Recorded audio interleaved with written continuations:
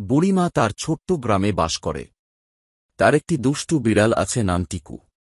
টিকুর আনাগোনা সবসময়ই বুড়িমার শান্তি নষ্ট করে। এক সকালে যখন বুড়িমা নাস্তা তৈরি করছেন, তারপর টিকু এসে পাঁজাকোলা করে নাস্তা টেবিল থেকে কিছু খাবার মাটিতে ফেলে দেয়।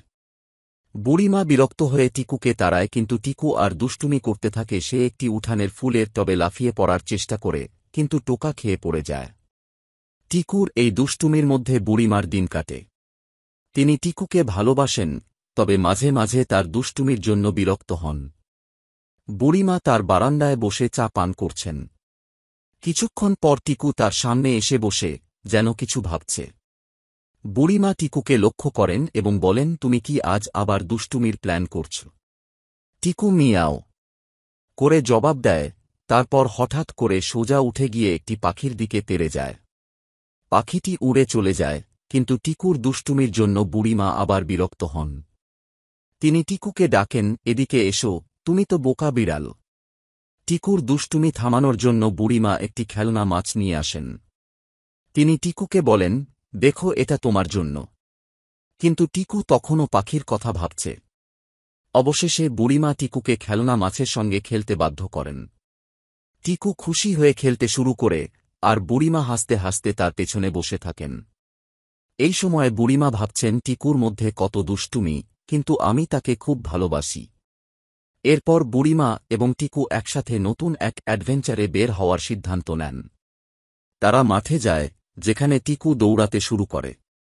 কিন্তু টিকুর দুষ্টুমি আবার শুরু হয়। সে হঠাৎ করে একটি গর্তের কাছে গিয়ে পড়ে যায়। বুড়িমা হাসছেন এবং টিকু গর্ত থেকে বেরিয়ে আসতে সাহায্য চাইছেন। তাদের বন্ধুত্ব এবং দুষ্টুমির কাহিনী চলতে থাকে। বুড়িমা এবং টিকু বাড়িতে ফিরে আসে। বুড়িমা কিছু রান্না করছে, এবং টিকুর মনে মনে আর দুষ্টুমি করার চিন্তা শুরু হয়।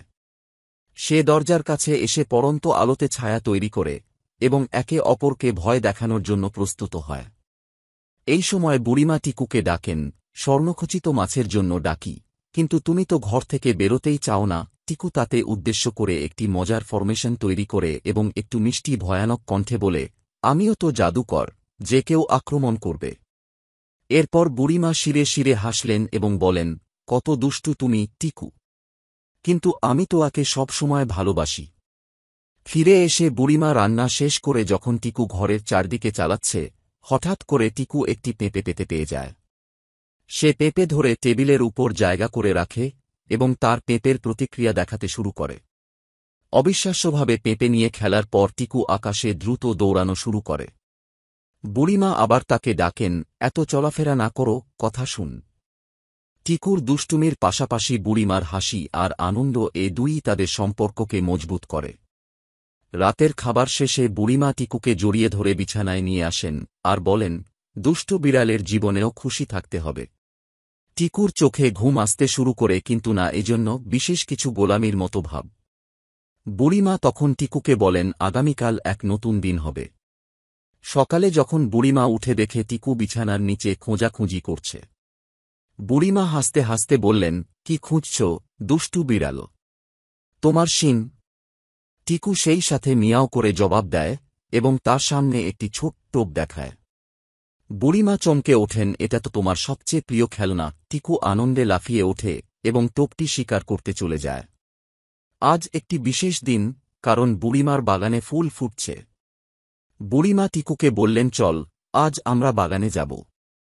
টিকু তিনি ছুটে আসেন এবং বাগানে প্রবেশ করে আনন্দিতভাবে দৌড়াতে শুরু করে। বাগানে গিয়ে টিকু একটি অপরিচিত পোকা দেখে। সে সেই পোকাটির পিছনে দৌড়ে যায়, তবে পোকাটি খুব দ্রুত উড়ে পালিয়ে যায়। এবার টিকু ক্ষুব্ধ হয়ে ফিরে আসে এবং বুড়িমাকে বলে, তা খুব দুষ্ট পোকা। বুড়িমা হাসতে হাসতে বলেন, তুমি তো নিজেই দুষ্ট টিকু, আজ আমরা ফুলের গন্ধ নিতে এসেছি। পোকাদের তো মনে কষ্ট নেই। বুড়িমা টিকুকে নতুন ফুলের পরিচিতি করান, গোলাপ, জুঁই আর পদ্মফুল। টিকু এগুলো গভীরভাবে ঘ্রাণ নিয়ে এবং কখনো কখনো ফুলের পাতায় লাফিয়ে পড়ে। এদিকে বাগানের এক কোণে বুড়িমা একটি নতুন গাছের চারা লাগান। তিনি বলেন, আমি আশা করি এটাও বড় হবে। টিকু আবার দুষ্টুমি শুরু করে। বুড়িমা তার মাথায় হাত বুলিয়ে দেন। এভাবে তাদের দিন কাটে এবং শেষ পর্বে বুড়িমা বলেন, টিকু, কোন দিন তুমি আমাকে ছাড়বে না, তাই তো? টিকু মিয়াও করে সম্মতি জানায় এবং উভয়ের হৃদয়ে বন্ধুত্বের একটি অপরিসীম অনুভূতি বেড়ে ওঠে। বুড়িমা আর টিকুর সম্পর্ক আরও গভীর হয়ে উঠেছে। দিনগুলো যাচ্ছে আনন্দে, কিন্তু